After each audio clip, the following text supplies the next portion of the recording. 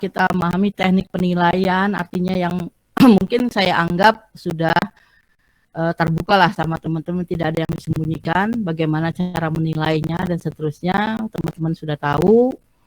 Dan tolong ya jangan mencoba sesuatu yang memang sudah dilarang gitu ya. Itu aja saya minta. Di sini kita mulai dengan pendahuluan, itu tentang inferensia statistika. Sehingga membuat sebuah opini kenapa kok kita harus melakukan pendugaan dan pengujian hipotesis. Ya. Oke, baik. Di sini ya, pokok bahasan kita kelihatan ya semuanya. Jadi ya baik. Oke. Kalau kita bicara statistika matematika, itu kita mempelajari tentang teori distribusi. Ya, mungkin insya Allah teman-teman masih ingat lah. Kalaupun misalnya sudah agak lupa, tolong dipelajari sedikit. Dan jika memang ada yang harus saya jelaskan, silakan dipertanyakan.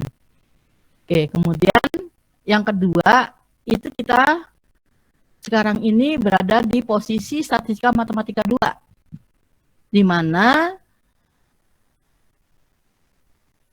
bahasan dalam statistika matematika 2 ini kita bicara tentang inferensia statistika. Ya. Jadi antara statistika matematika 1 dan matematika 2 itu sangat erat sekali hubungannya. Kenapa? Karena dalam inferensia statistika pasti kita bicara tentang distribusi. Pengen tahu apa itu distribusi, kenapa itu seperti itu, berarti kan kita harus memahami konsep yang ada di dalam statistika matematika 1.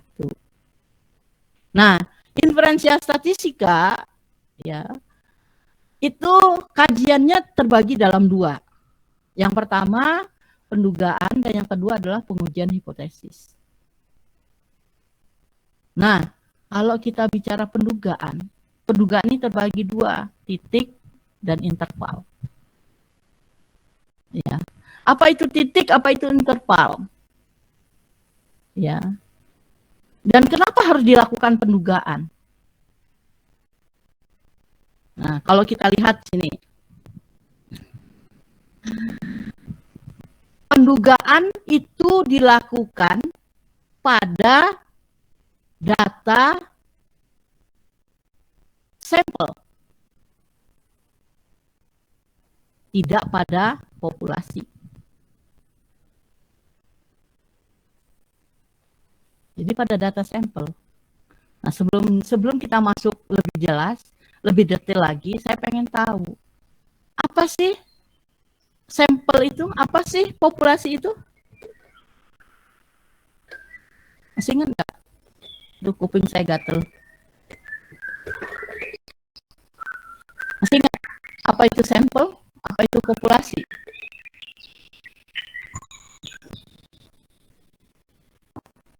Halo? Iya Bu, izin Bu ya.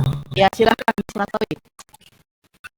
Kalau populasi itu sekumpulan data yang mempunyai karakteristik sama menjadi objek atau data sekumpulan data tersebut. Tapi kalau misalnya sampel itu bagian dari bagian dari populasi tadi Bu. Oke, bagian baik. dari populasi itu disebutkan Bu. Ya, terima kasih. Baik. Kemudian ada sedikit kekurang jelasan bahwa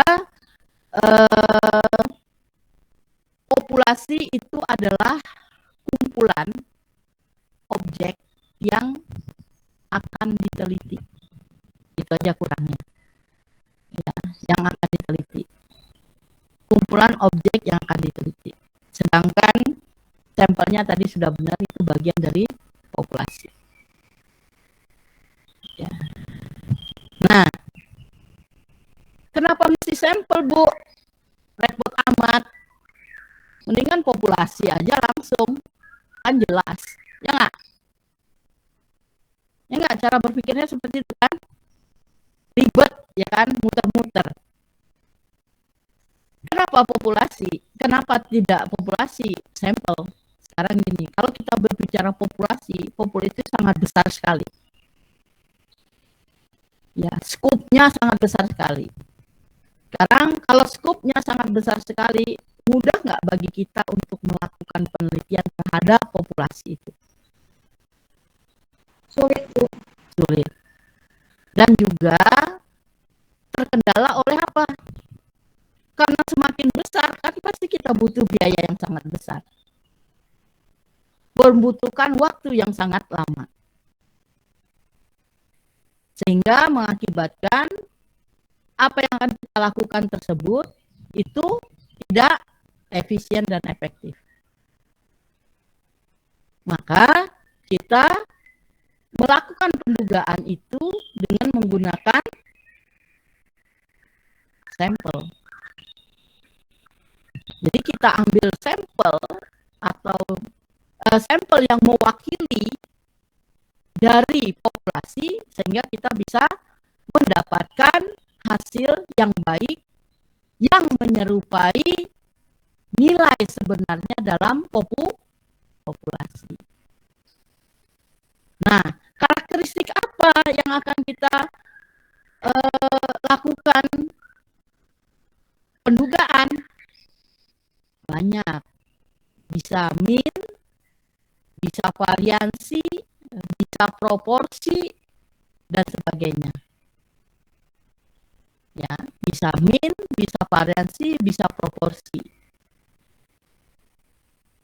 Nah, sekarang karakteristik mean di dalam populasi itu apa ya namanya? Dilambangkan dengan apa? Ingat? Mu. Mu, Bu. Ya, mu. Mu. Kemudian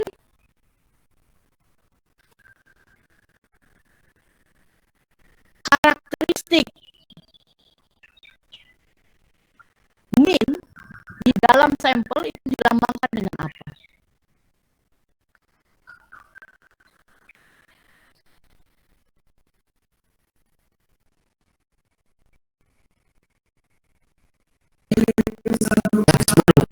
X bar, baik, betul X bar. Jadi karakteristik mean di dalam populasi namanya mu. Sedangkan karakteristik mean dalam sampel itu X bar. Nah, dalam populasi mu ini biasa disebut dengan karakteristik itu disebut dengan mu itu adalah namanya parameter. Sedangkan yang di dalam sampel ya karakteristik mean X bar itu namanya statistik. Jadi X bar itu adalah penduga dari mu.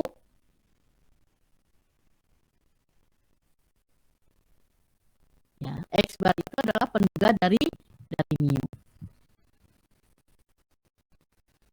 Ya. Nah, kalau kita punya data banyak, sekumpulan data, kemudian dari data itu kita hitung rata-ratanya, kan kita punya satu nilai ya. Ya. Nah, pendugaan yang seperti ini itu yang disebut dengan pendugaan titik. Ya.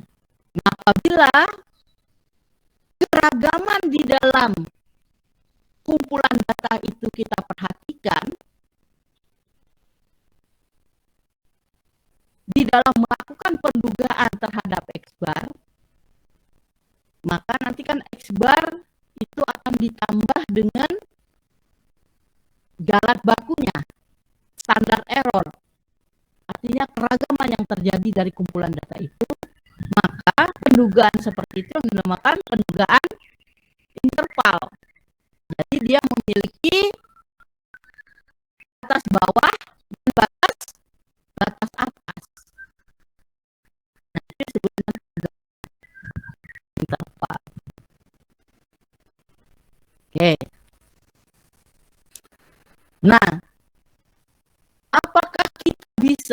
melakukan pendugaan. Apakah dugaan yang kita dapatkan itu sudah merupakan pendugaan yang valid atau tidak?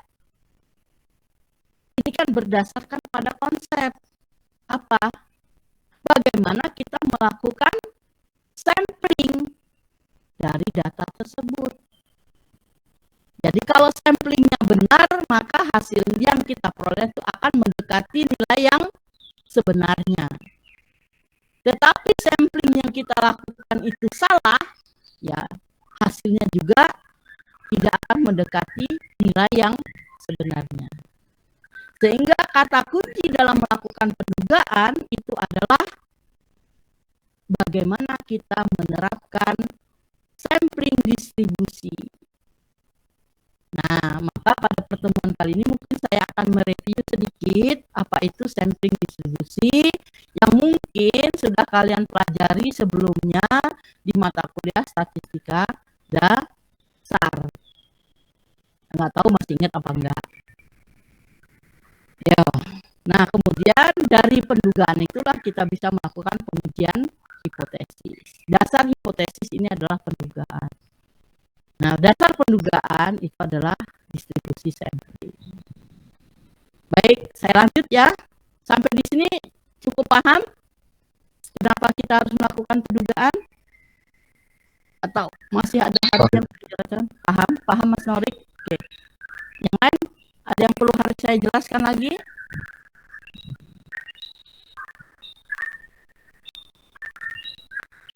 Belum?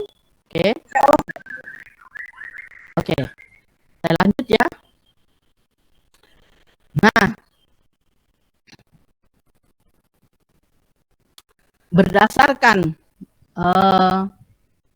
yang saya katakan tadi, maka kalau dalam suatu populasi kita ingin tahu karakteristik apa yang akan kita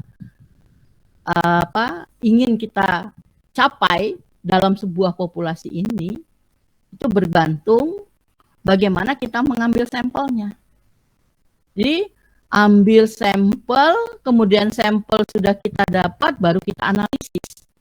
Nah, hasil yang kita dapat dari sampel ini yang nanti bisa kita lakukan untuk mengeneralize populasi. Jadi kesimpulan yang ada di dalam sampel ini bisa kita terapkan untuk membuat kesimpulannya dalam sebuah populasi. Ya, jadi ini konsepnya di sini. Nah, sebelum lebih detail bagaimana sampling, kita coba dulu berangkat dari pengertian. Ya, pengertian berikut ya. Yaitu dalam pendugaan titik tujuannya adalah menduga nilai terbaik. Ya kan? Bagi parameter theta. Artinya pendugaan titik itu untuk menduga nilai statistik yang terbaik terhadap parameter dalam sebuah populasi. Ya. Nah, parameter itu bisa kita namakan theta atau bisa juga untuk beberapa parameter. Artinya kita sudah bicara tentang distribusi. Dalam sebuah distribusi itu ada yang mengandung satu parameter, ada 2 parameter, bahkan ada lebih dari 2 parameter, bahkan 3, 4, dan 5 parameter. Nah, misalkan ya himpunan N peubah acak. Sebelum saya lanjut, apa itu peubah acak ya? Masih ingat nggak?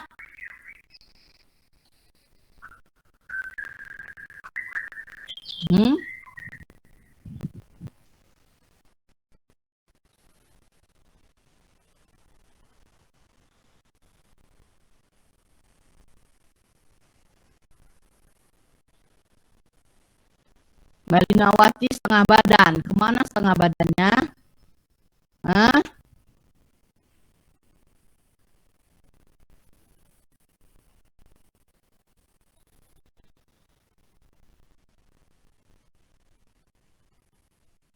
Ya, coba Melinawati, apa itu pebaca?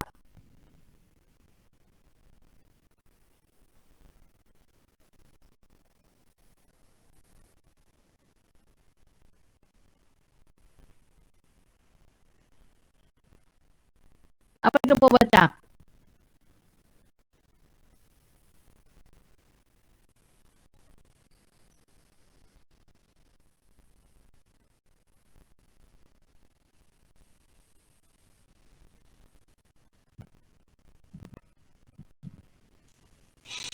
Fungsi yang mengaitkan suatu bilangan real pada setiap unsur dalam ruang sampel. Apa itu kait? Kait mengait. Kail kali ya. Layang-layang kali ya. Yang putus. mengaitkan, mengaitkan. Apa itu mengaitkan? Konsep matematikanya ada apa mengaitkan?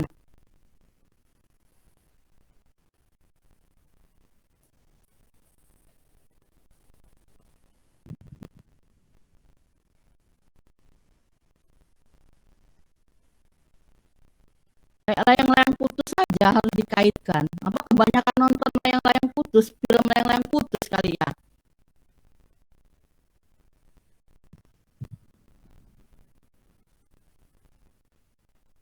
Coba ada yang bisa bantu? Apa itu pembaca? Jadi ini saya minta yang serius. Kalau lagi kuliah ya kuliah, nggak usah pakai ngobrol. Ya kalau memang tidak bisa keluar dari grup ini, dari perkuliahan ini, keluar. Kalau lagi ketemu pacarnya ya pacaranlah dulu, nggak usah ikut kuliah.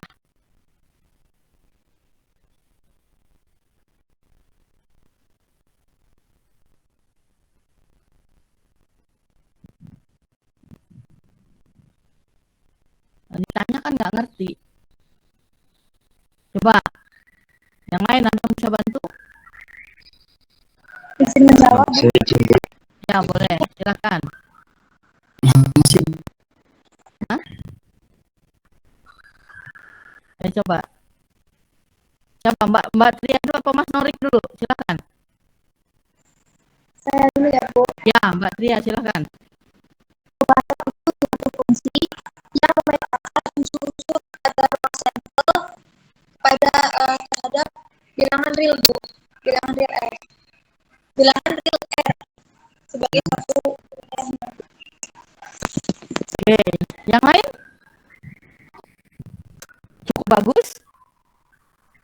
Ada sedikit kekurangan. Mas Norik tadi sama jawabannya dengan Tria? Enggak? Kurang lebih sama. Oke. Yang lain yang memberikan perubahan atau sedikit, ada sedikit yang belum ini. Jadi konsep dari pembaca itu adalah fungsi, yaitu fungsi pemetaan dari domain ke dalam poddomain, mana seluruh unsur yang berada di dalam domain harus dipetakan ke kodomain. Jadi kalau misalnya ada satu unsur yang di domain itu tidak dipetakan, maka dia bukan fungsi. Nah, masalah kodomain menerima pemetaan atau tidak dari domain nggak masalah. Tapi yang harus dipetakan seluruhnya itu adalah yang berada di kodomain, yang berada di domain ke kodomain. Jadi dalam kodomain boleh ada yang tidak terpetakan. Ya. Kenapa? Karena kodomain itu adalah ring atau wilayah pemetaan. Nah, konsep pemetaan ini yang digunakan untuk mendefinisikan apa itu pembaca.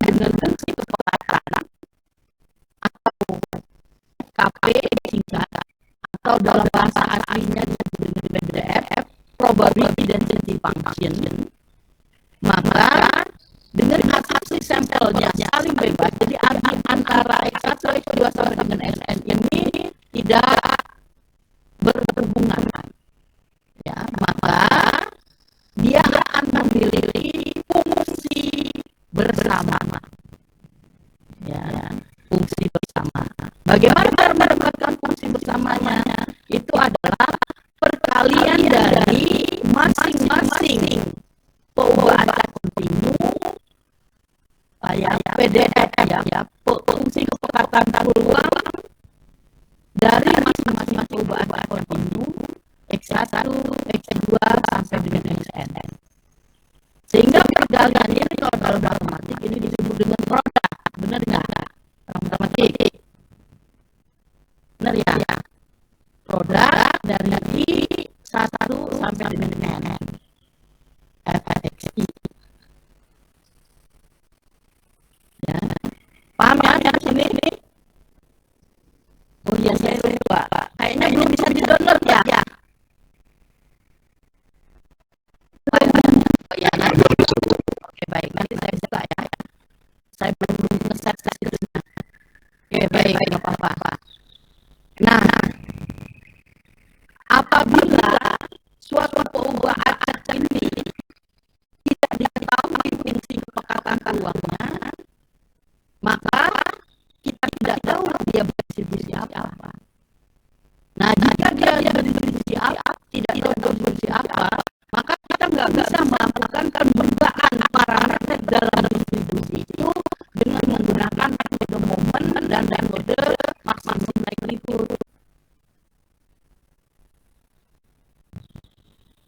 Kenapa? Karena metode maksimum likelihood dan metode momen mensyaratkan bahwa perubahan acak yang kita miliki itu harus berangkat dari sebuah distribusi yang diketahui. Jadi kalau distribusinya diketahui, maka kita punya PDF-nya atau FKP-nya. Maka baru bisa kita lakukan pendugaan. Tetapi jika tidak diketahui, ya, pendugaan itu biasanya menggunakan yang disebut dengan OLS, ordinary least square, atau metode kuadrat terkecil. Ya, nah itu biasanya dipakai di regresi, ya, di apa sih namanya, model linier, ya, di model linier, yaitu. Nah, apabila kita ketahui suatu distribusi itu mengikuti distribusi tertentu, ini contohnya, ini kayak X distribusi eksponensial theta, berarti di sini distribusi eksponensial ini memiliki satu parameter. Apa parameternya? Theta. Kenapa? Karena theta tidak diketahui. Kok bisa nggak diketahui, Bu? Balik lagi kita ke yang awal tadi definisi. Bahwa parameter itu apa? Ciri numerik dari populasi. Sekarang kalau populasi diketahui tidak? Tidak. Nah, supaya ketahui gimana? Diduga. Diduga dengan apa? Harus ambil sampel. Dengan statistik. Statistik apa? Ciri numerik dari sampel. Nyambung sampai sini? Paham? Oke, baik. Terima kasih. Nah, kalau dia eksponensial theta, maka fungsi kepekatannya adalah seperti theta E pangkat min X per theta untuk X lebih besar sama dengan 0. Nah, apabila kalau X-nya berdistribusi eksponensial seperti theta, kira-kira kayak apa ya fungsi kepekatan peluangnya?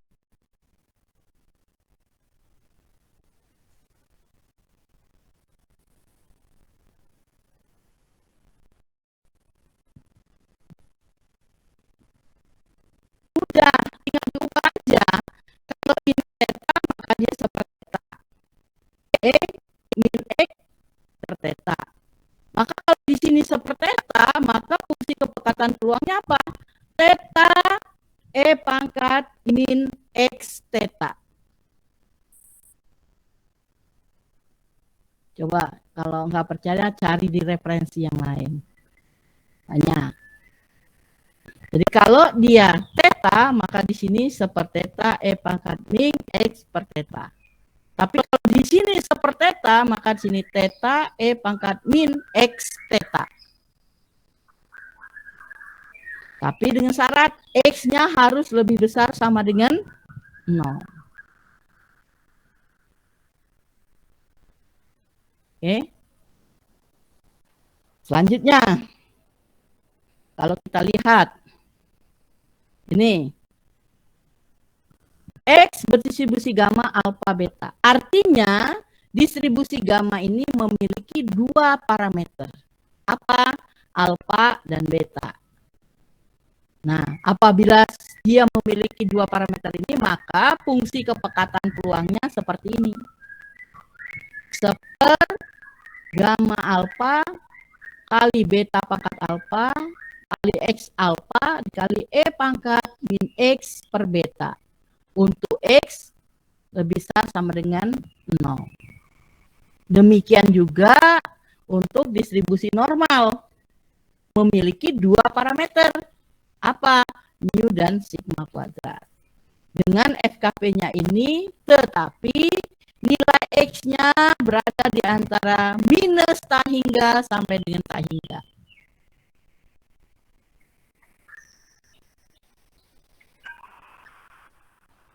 Ya. Nah, sekarang saya coba. Kalau saya punya X berdistribusi gamma alfa, 1. Kira-kira bagaimana FKP-nya?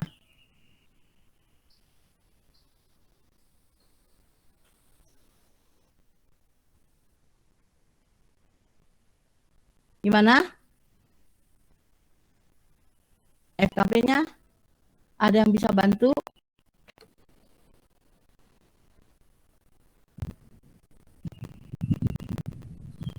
Kalau dia alfa beta ini. Kalau saya punya alfa, 1, FKP-nya kayak apa ya?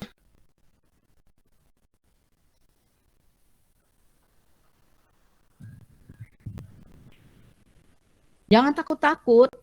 Silakan menjawab.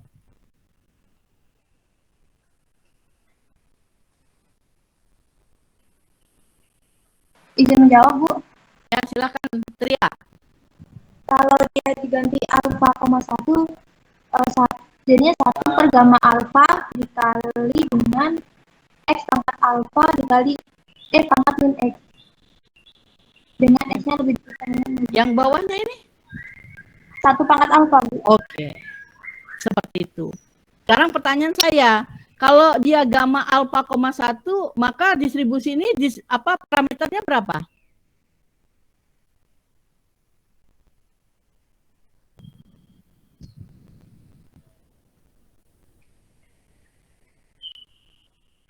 Satu apa 2? 1 bukan, Bu. 1, Bu. 1. Boleh. 1. Puput. 1. Kenapa? Karena alfa, 1. Beta sudah diketahui kan? Sudah. Yang namanya parameter kan tidak diketahui. Kalau sudah diketahui, maka dia bukan parameter. Dia bukan parameter. Oke. Jadi paham ya sampai sini ya? Ya, jadi itu. Bu. Jadi kalau berapa nilainya diketahui, masukkan saja. Oh, itu FKP-nya. Ya, tapi kalau dia dua parameter, FKP-nya seperti ini. Ya. Insya Allah paham lah mudah-mudahan. Jadi kalau sudah diketahui parameter itu, maka dia bukan lagi sebagai parameter, tapi dia sebagai konstanta namanya. Oke, baik. Dari contoh di atas terlihat bahwa PDF dari POBA acak tersebut mengandung parameter-parameter yang tidak diketahui. Ya. Kalau di gamma alfa beta, kalau di normal mu sigma kuadrat, kalau di eksponensial theta, atau theta bergantung FKP-nya. Nah, kemudian karena parameter-parameter itu tidak diketahui, maka apa yang kita ingin lakukan atau peneliti lakukan yaitu menduga, to estimate or to make estimation. Bagaimana melakukan pendugaannya? Untuk melakukan pendugaannya itu di sini definisi apa? Definisi suatu fungsi pembuga acak T yang tidak tergantung pada sebaran parameter disebut dengan penduga atau statistik. Nah, sebuah statistik juga merupakan pengubah acak. Sebarannya tergantung pada sebaran sampel acak dan bentuk fungsi T, X1, X2 sampai DSN. Sebaran statistik kadang sering disebut dengan sebaran atau distribusi sampling. Contoh, misalkan kita punya X1, X2 sampai dengan Xn. Ini merupakan sampel acak dari distribusi normal, di mana X berdistribusi normal mu sigma kuadrat. Maka min sampel X bar itu merupakan salah satu statistik, karena X bar sama dengan T sama dengan T fungsi T X1, X2 sampai dengan Xn.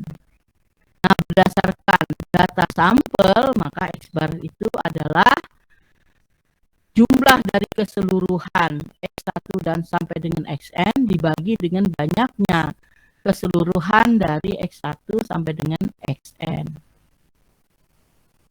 Sehingga di sini bisa kita katakan bahwa X bar merupakan penduga atau estimator atau statistik bagi parameter. Dan X bar merupakan nilai dugaan atau estimate bagi parameter. Jadi kalau dia nilai dugaan, maka X bar itu adalah estimate. Kalau dia penduga, maka X bar itu adalah estimator. Nah, sehingga untuk bisa melakukan ini, maka kita melakukan penduga, konsepnya adalah distribusi sampling. Paham sampai sini? Ada yang bisa dijelaskan? Tidak? Oke, kita lanjut kalau tidak. Nah, di sini seperti apa sih distribusi sampling itu? Ya, sebelum kita bicara apa itu distribusi sampling, kita coba dulu lihat di sini. Ya. Jadi pertama coba kita gunakan sampel tunggal dulu. Ya, contoh di sini kita punya populasi, min populasi. Ya, di mana min populasi adalah mu. Nah, kita pengen tahu berapa nilai mu ini. Kemudian kita ambil sampel tunggal, satu cuma sampel. Dengan beberapa nilai, X1, X2 sampai dengan Xn. Nah, kemudian sampel ini kita hitung rata-rata, X bar. Kira-kira secara logika, nilai yang kita dapat X bar di sini mendekati nggak nilai populasinya? Kira-kira, kalau cuma satu sampel. Enggak, Bu. Tidak. Kenapa? Karena data yang diambil belum tentu mewakili seluruh populasi yang ada.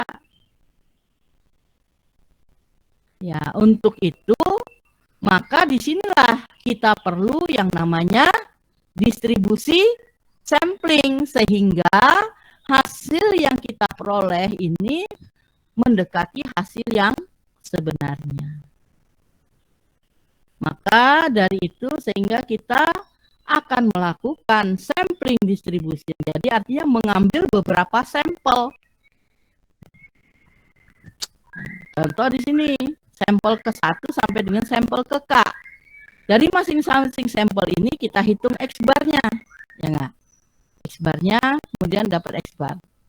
Nah, sampel yang baru, sampel min yang baru ini sudah merupakan data populasi baru dari data populasi yang sebelumnya. Yang tadinya ini X sekarang berubah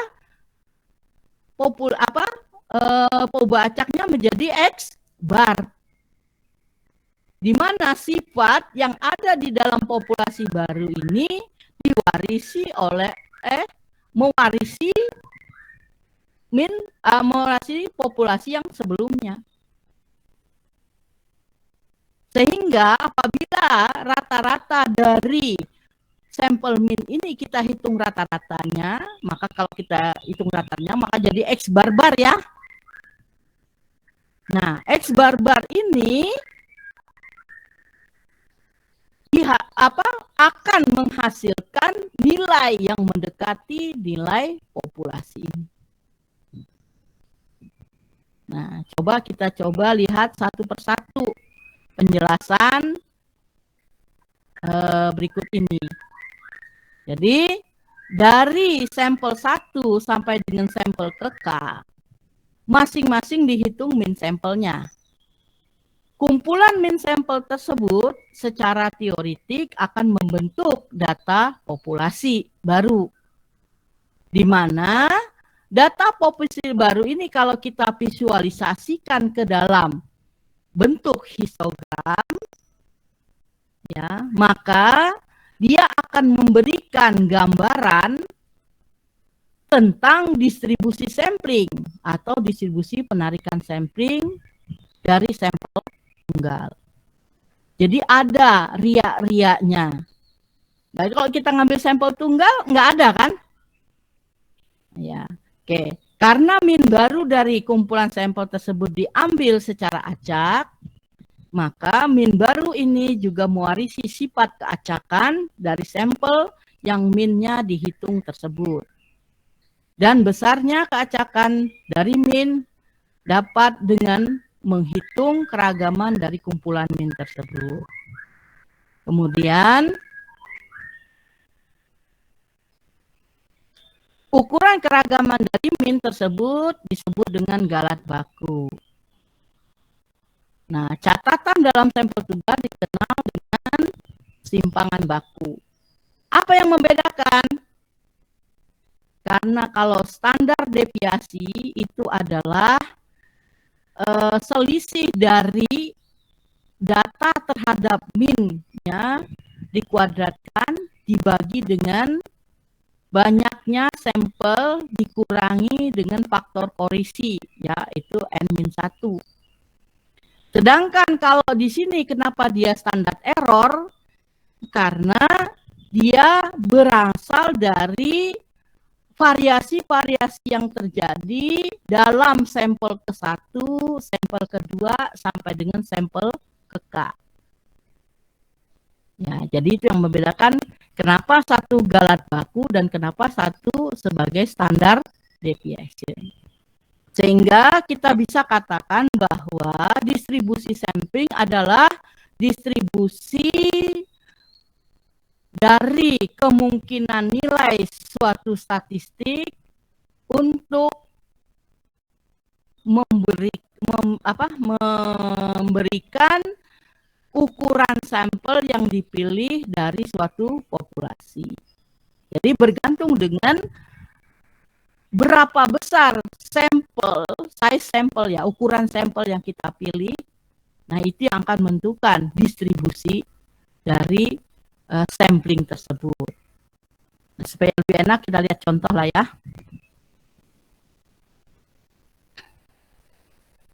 Contoh, misalkan ibu ini nggak masuk akal loh. Masa populasi N-nya sama dengan 4? Misal ya, kalau saya pakai 100.000 mungkin susah juga menjelaskannya, terlalu panjang ya. Kita pakai yang sederhana lah, misalnya 4. Misalnya ukuran sampelnya 4. Ini adalah populasi tentang usia mahasiswa. Misalnya, nah dengan datanya ini 18, 20, 22, 24. Nah, kemudian data ini kita coba ya.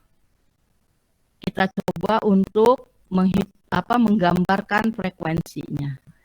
Kita lihat 18 itu karena sampel kita ada 4, masing-masing peluang dari sampel itu 1/4 nggak? Bener nggak?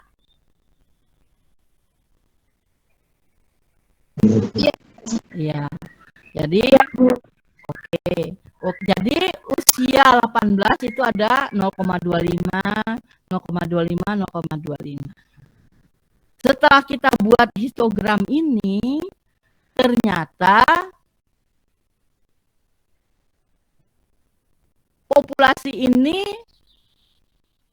berdistribusi uniform atau seragam. Ya. Nah, kemudian coba kita lihat.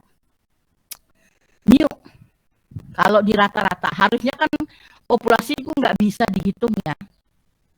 Tapi ini kita coba aja, kita akan membuktikan bahwa nilai sampel yang kita peroleh itu akan mendekati nilai populasinya. Ini contoh misalkan, mu-nya berapa? 21, karena rata-rata. Sigmanya apa? Simpangan bakunya? Itu adalah dibagi N. Kenapa dibagi N? Karena kita bicara populasi. Dibagi N.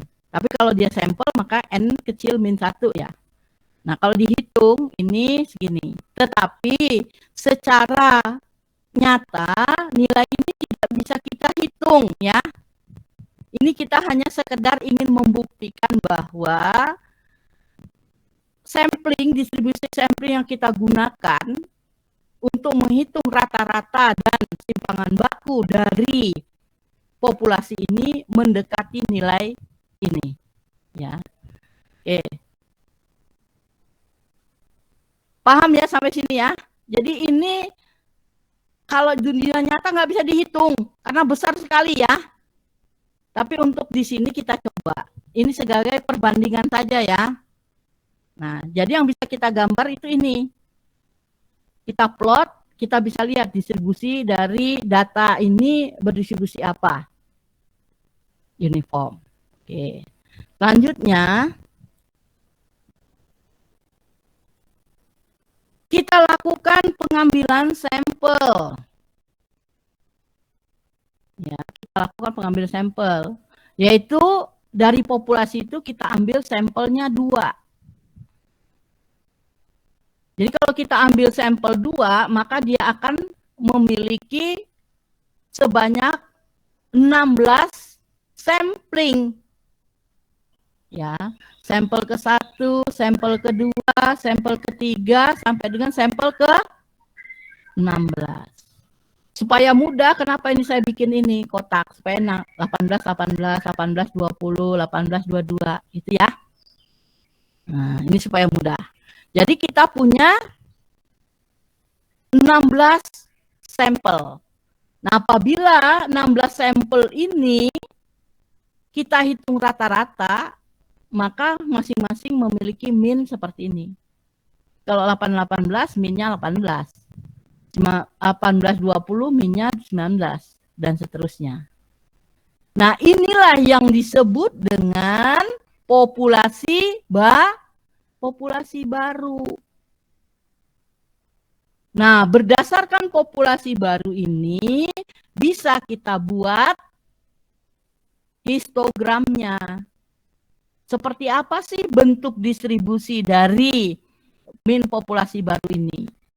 Setelah dilakukan sampling.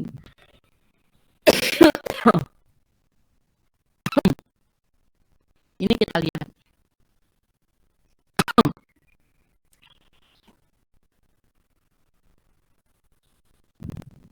Nah, 18 ada 1/16. 19 ada 2/16. Ya kan? 20 3/16 dan seterusnya. Sehingga dia membentuk seperti ini histogramnya. Nah, kalau kita lihat histogram seperti ini, dia berdistribusi apa ini? Normal. Distribusi normal. Ya, distribusi normal. Maka dia simetrik. Nah, sehingga setelah ini kita bisa hitung minnya sama standar deviasinya ini. Kita lihat berapa sih nilainya? Ternyata rata-ratanya 21. Sama nggak dengan kalau kita hitung di awal?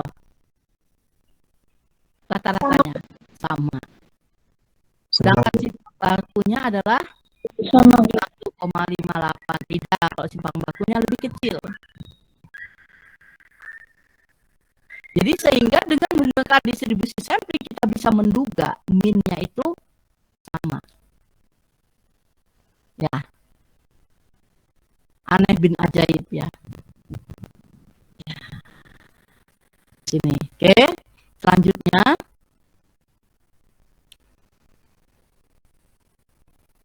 ya, kalau kita lihat secara general ya, kita bandingkan di populasi ini mu-nya 21, sigmanya segini. Di sini 21 juga.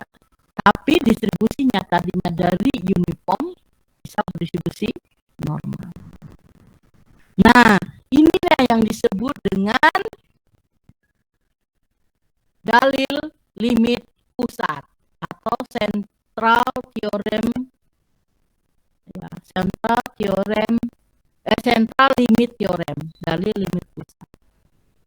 Di mana di dalam dalil limit pusat itu dikatakan bahwa bila sampel acak berapapun besarnya ukuran sampel diambil dari populasi yang berdistribusi normal dengan min, mu, dan simpangan baku sigma, maka distribusi samplingnya akan berdistribusi normal. Dan sebaliknya, jika sampel acak dengan ukuran sampel cukup besar diambil dari populasi yang tidak diketahui distribusinya atau berangkat dari distribusi yang berbeda dari distribusi normal, maka distribusi sampling X bar akan berdistribusi normal. Dengan ketentuan, maka min populasi akan sama dengan min sampel. Sedangkan simpangan baku min sampel itu sama dengan simpangan baku populasi dibagi dengan akar N. Jadi banyaknya sampel.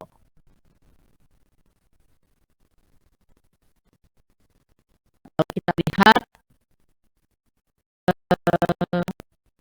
seperti apa ininya dari limit pusat itu jika diterapkan beberapa distribusi populasi. Kita lihat, kalau pertamanya normal, kalau diambil sampling 2 dia akan normal, yang ketiga akan normal, tapi dia lebih luncung, lebih lancip, artinya ragamnya semakin kecil ini. Nah, demikian juga dia sembarang, akhirnya menuju normal. Bentuknya seperti ini, akhirnya menuju normal kalau kita lakukan sampling.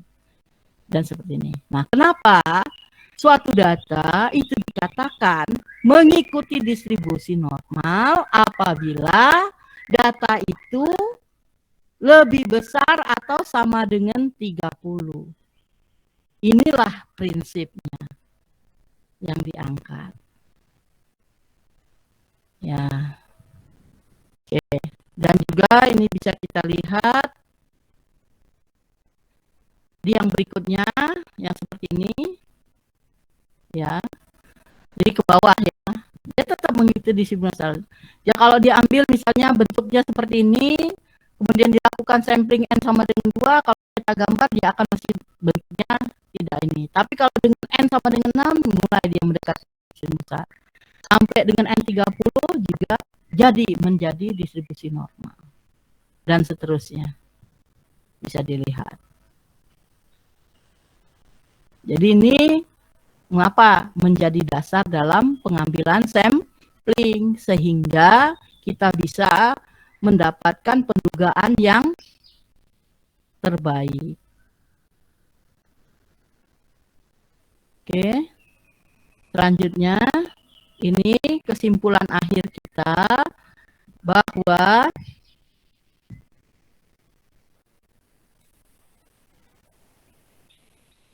dalam limit pusat, jika X1, X2 adalah sampel acak dari distribusi dengan min, mu, dan ragam sigma kuadrat, dikatakan finite, artinya bisa dihitung.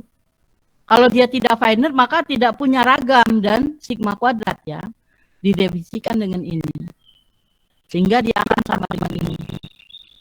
Nah ini mungkin teman-teman udah dapat. Gak tahu karena satunya sampai dengan limit distribusi enggak ya?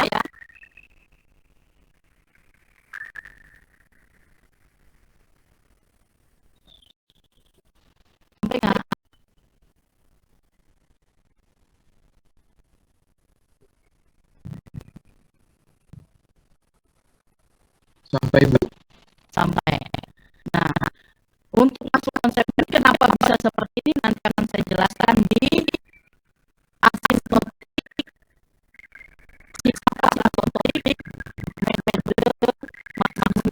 distribution. Maka apabila SN konvergen dalam distribusi Z, mana distribusi Z itu berdistribusi 0,1. Jadi distribusi 0,1 ini tidak memiliki parameter ya. Karena sudah tahu yang 0 variansinya 1. Untuk N menuju tak terhingga. Sehingga dalam prakteknya N yang besar berdistribusi X bar, distribusi X bar N itu akan mendekati distribusi normal dengan minus sama dengan dan gagasan sama dengan sigma kuadrat dibagi N. Atau standar deviasinya akar dari sigma kuadrat adalah sigma N. Karena varian tidak ada yang negatif ya. Variasi keragaman itu tidak ada negatif. Jadi prinsipnya absolut tidak dalam statistik kalau kita bicara keragaman. Sama jarak, jarak ada nggak jarak negatif dalam matematika? Ada Bu. Nggak ada. Prinsipnya absolut ya. Prinsipnya absolut. Nah, mungkin kira-kira yang bisa saya sampaikan hari ini mudah-mudahan bisa membuka wawasan teman-teman. Sekali lagi saya